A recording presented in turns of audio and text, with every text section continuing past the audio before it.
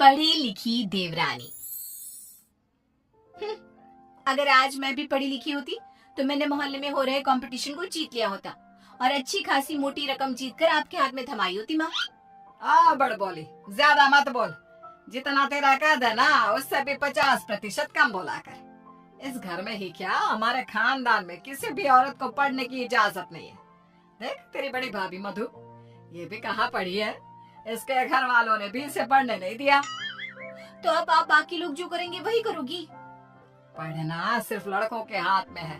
किताब, पेन, पढ़ाई ये आदमी ही कर सकते हैं, क्योंकि उन्हें तो आगे जाके कमाना है। औरतों को तो सिर्फ बेलन, झाड़ू और पोछा यही करना है जीवन भर।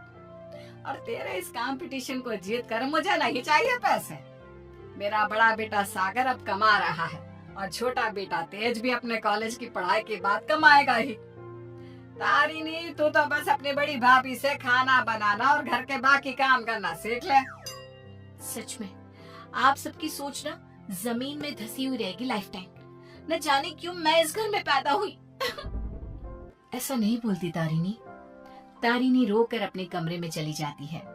पाठक परिवार में आज तक किसी भी लड़की ने पढ़ाई नहीं की और सिर्फ लड़कों को ही इजाजत दी जाती है, लड़कियों को नहीं।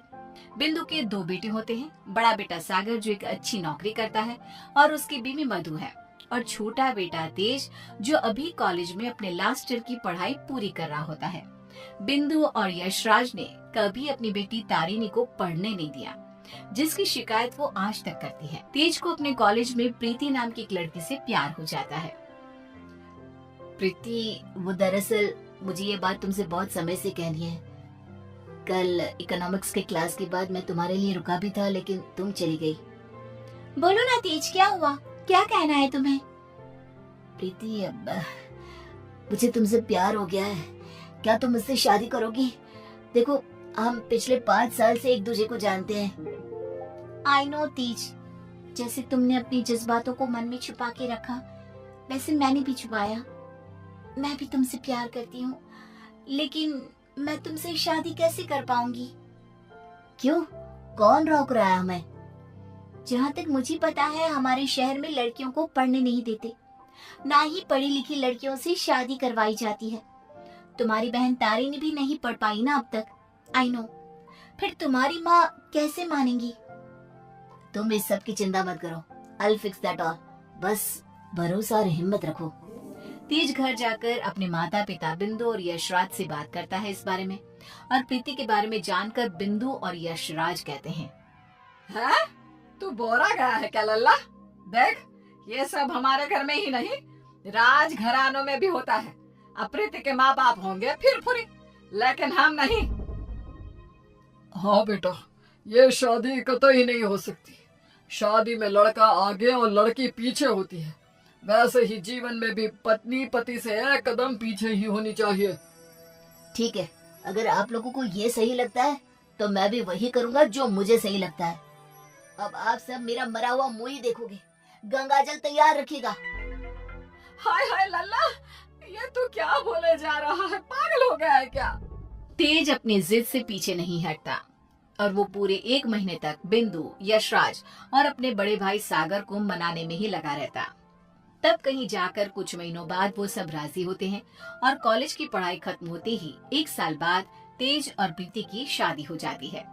लेकिन बिंदु, यशराज और सागर अब भी इस शादी से थोड़े से नाखुश ही होते हैं। जब घर के सभी आदमी खाना खाने बैठते हैं तब प्रीति भी उनके साथ खाना खाने के लिए बैठती है। तभी, अरे ओ अकल की अंधी, पागल हो गई है क्या?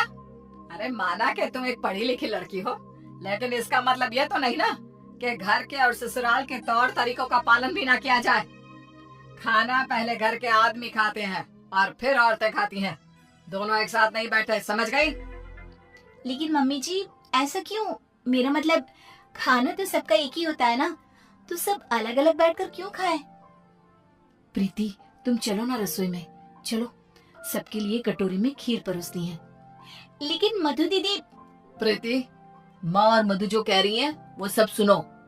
तेज, अपनी बीवी को कुछ समझाओ। प्रीति गुस्से से उठकर रसोई में चली जाती है और मधु के साथ खीर को कटोरियों में परोसने में लग जाती है।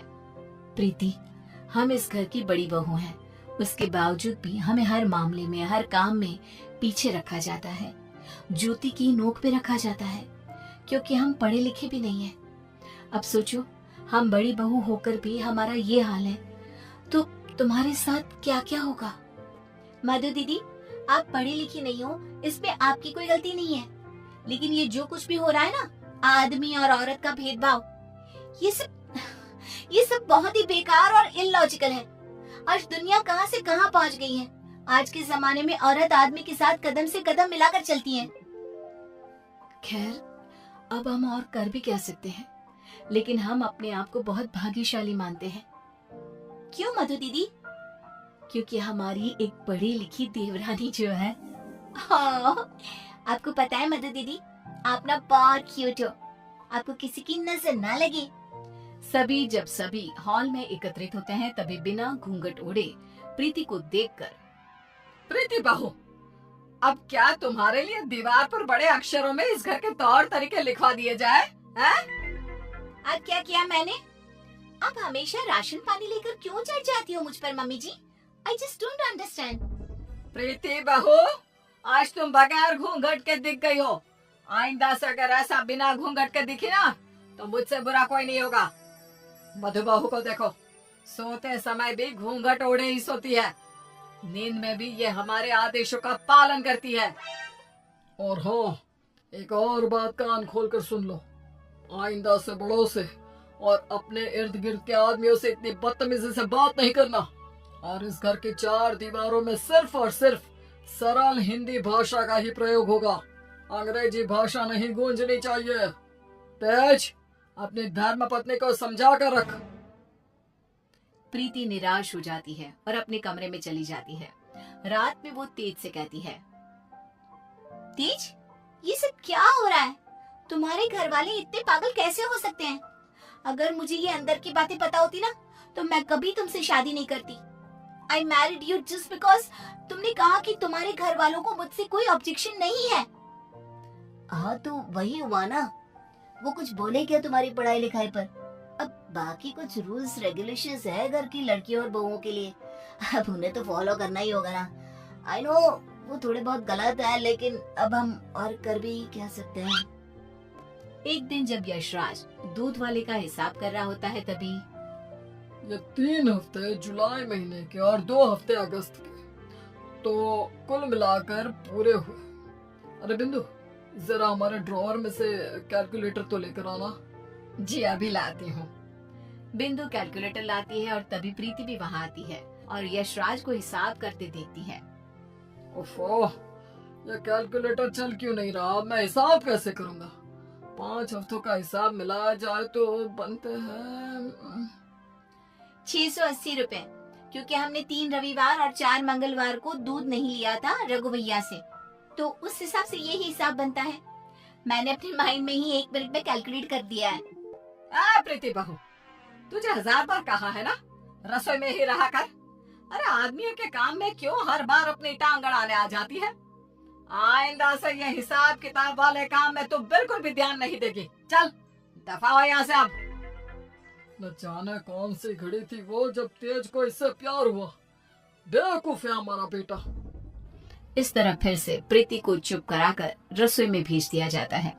कुछ दिनों बाद प्रीति जब बाजार से घर लौटती है, तब वो घर पर सबको मधु पर चिल्लाते हुए देखती है और मधु बेचारी फूट फूट कर रोई जा रही थी। सब तुम्हारी गलती है, तुम्हारी वजह से ही मैं बाप नहीं बन सकता कभी। पता नहीं क्यों आई तुम मेरी जिंदगी में, पनौती हो तुम, पनौती। लेकिन सागर जी, डॉक्टर साहब ने कहा है कि आपके अंदर कुछ मेडिकल इश्यूज है, जिसकी वजह से आप कभी बाप नहीं बन पाएंगे। अब इसमें हमारी क्या गलती है? ओए मधु, ज्यादा ऊंची आवाज से बात मत कर। वही तो। प्रीति से अपना गुस्सा कंट्रोल नहीं किया जाता और वो तुरंत अंदर आकर चिल्लाती है, बस! आप सबको ये क्या हो गया है? जब डॉक्टर ने कहा है कि कमी सागर भैया में है, तो मधु दीदी को क्यों सुनाना? वो क्यों सहे? सारे ताने, सारी डांट, सारी गलती मधु दीदी की कैसे हो गई? मास्टरनी, तो चुप ही रहा कर। वो कहते हैं ना, एक गंदी मछली पूरे तालाब को और बाकी मछलियों को खराब कर देती है। तू ना वैसी ही है, तेरी वजह से ही ये मधु बहू भी उल्टा बोलना सीख गई है। नहीं माँ, ये सरासर गलत है। गलती सागर भाई की है। नहीं, मधु में ही कोई दोष है। हमारे बेटे सागर में कोई दोष हो ही नहीं सकता। ये मनहूस मधु कुंडली मारकर बैठ गई है हमारे सागर के जीवन में। मधु दीदी, ये आपके हाथ पाँव पर निशान कैसे? बोलिए। सागर जी ने हमें बहुत मारा प्रीति, हमें बचाओ इन सब से, ये सब बहुत बुरे हैं। मधु प्रीति के गले से लिपटकर रोई जा रही थी। सागर गुस्से में आकर मधु पर हाथ उठाने जा रहा था कि तभी प्रीति उसके पास जाकर उसका हाथ पकड़कर मोड़ देती है।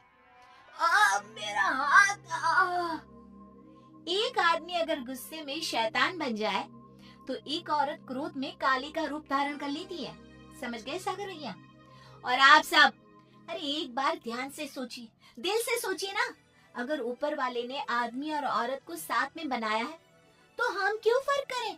क्यों औरतें आदमियों से पीछे रहे? दोनों साथ में कदम से कदम मिलाकर चल सकते हैं ना। साथ में काम करके अपना घर, अपनी गृहस्थी चला सकते हैं ना। गलती सोच की है, अगर सोच बदलोगे तो ही बदलाव आएगा, वरना जमीन में ही धंस के रह जाओगे। उतने में तेज अपने साथ पुलिस अफसर्स को लेकर आता है। सागर भाई, आप मेरे बड़े भाई हो, लेकिन आज जो मुझे आपके बारे में पता चला, कैसे आप मधु भाभी को मारते हो, उन पर अत्याचार करते हो, इसके बाद से आप मेरे कोई नहीं। मेरे लिए आप ना के बराबर हो गए हो। इंस्पेक्टर साहब, गिरफ्तार कर लीजिए इन्हें। पुलिस सागर को डोमेस्टिक वायलेंस के केस में गिरफ्तार कर लेती है और उसे लेकर जाती है। माँ, पापा, प्रीति और मैंने फैसला कर लिया है कि हम अब इस घर में और नहीं रहेंगे और अकेले किसी शहर में जाकर रहेंगे। मधु दीदी और तारिणी भी हमारे साथ चल सकती हैं। इस तरह तेज और प्रीति वहाँ से चले जाते हैं और मुंबई शहर आकर तारिणी और मधु दोनों भी पढ़ने जाती हैं और सभी अपना जीवन खुशी से बिताते हैं। वहीं बिंदु और यशराज, जिन्हें तेज हर महीने पैसे और खत भेजता है, वो दोनों अपने बच्चों की याद में रोते रहते हैं और उनके खतों को ही पढ़ते रह जाते हैं।